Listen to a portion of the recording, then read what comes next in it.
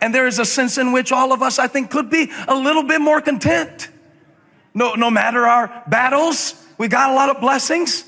And Paul said, I've learned the secret of being content in any and every circumstance, whether I have a little or a lot. I've learned how to be content. Yet the same guy who said that also said, I press toward the mark for the prize. And what I'm trying to discern in this text and in my life is the balance between contentment and complacency.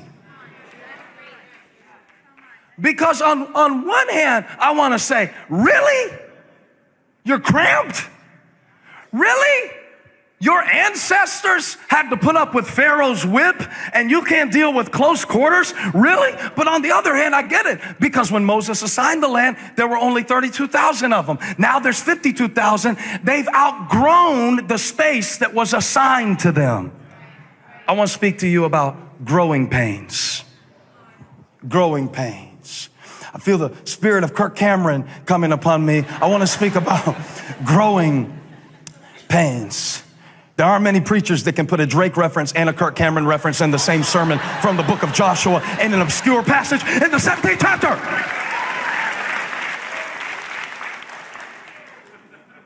Break out. Break out. That's what was happening. As their blessing was breaking out, their world was closing in.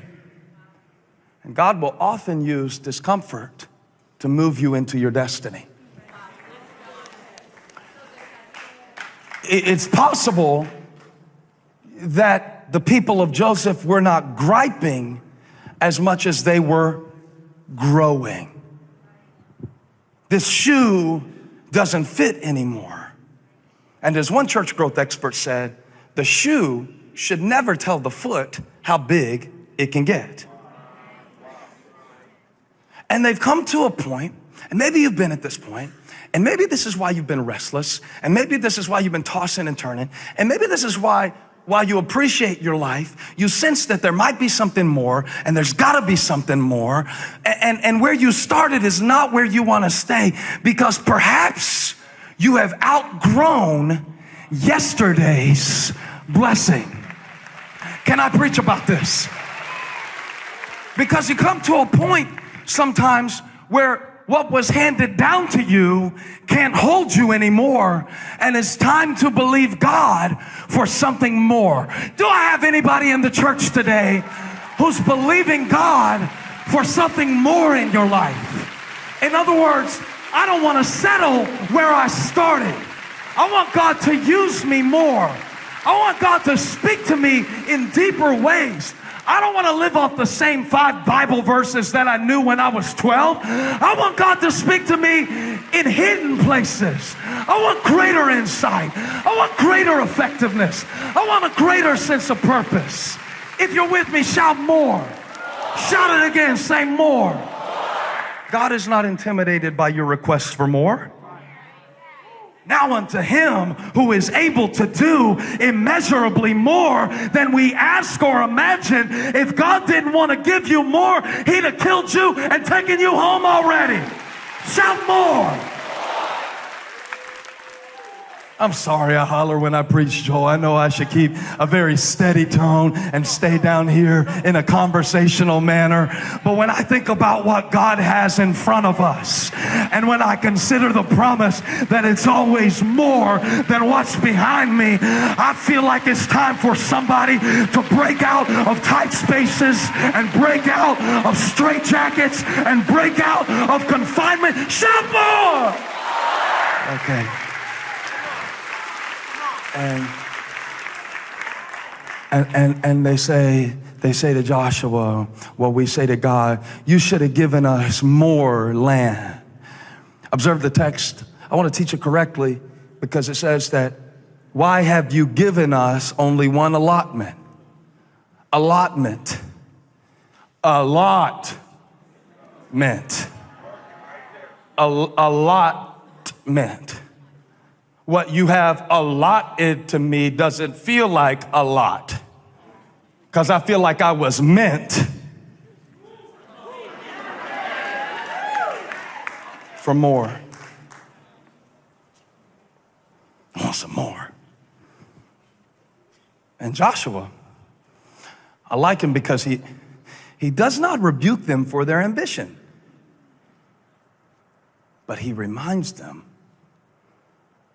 of their possession. He says, okay,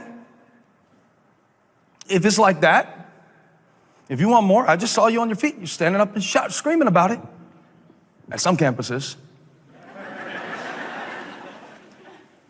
I see you asking me.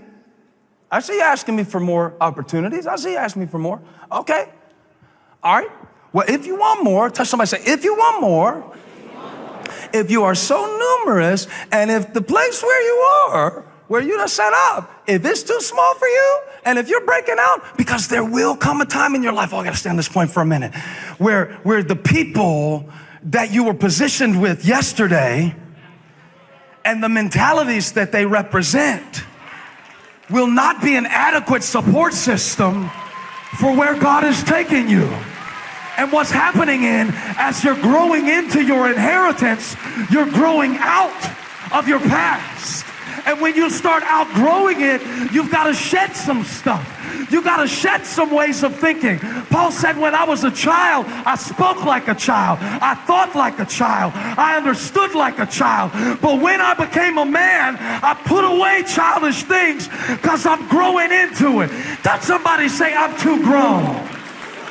God wants to wake you up to realize that there are some things that you are too grown for. They are not you anymore. I'm too grown to be bitter. I'm too grown to be negative. I'm too grown to be cynical. I'm too grown to be lazy. I'm too grown to hang around people who are believing for everything. I'm outgrowing it. Too grown. I can't stay here. I'm too grown. I can't stay here. I'm too grown. Now, do not pervert my message and leave your husband over what I just preached.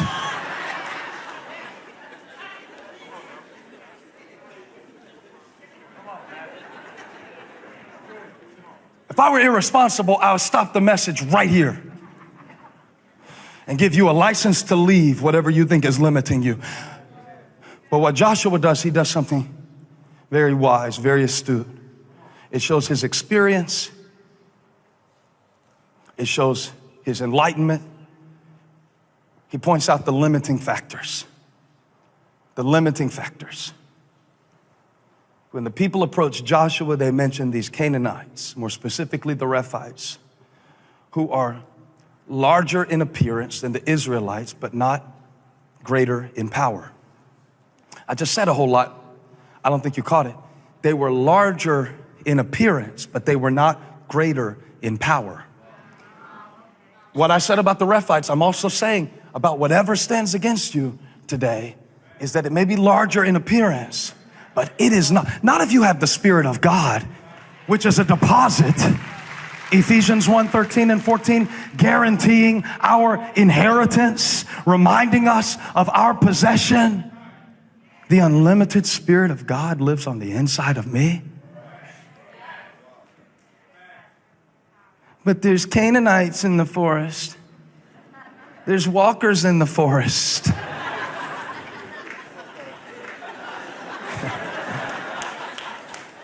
Help me, Daryl. There's walkers.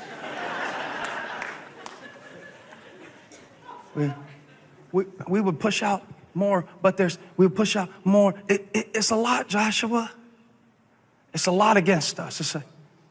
It's a lot. I mean, in 42 years, I've been like this. I'm not really going to expect improvement. Joshua reveals the real limitation. He said, if you are so numerous, 15, and if the hill country of Ephraim is too small for you, if you're beginning to sense that there is more for your life than you are currently experiencing, go up into the forest, because that's within your property line too.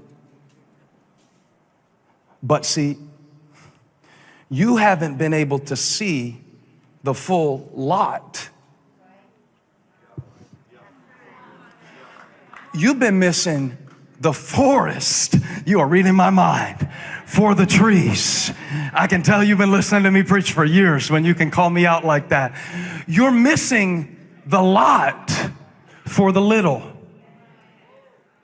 And you assume that all there is to you is what you can see. And you are limiting yourself based on what your dad accomplished. But part of what your dad accomplished was so that his ceiling could become your floor.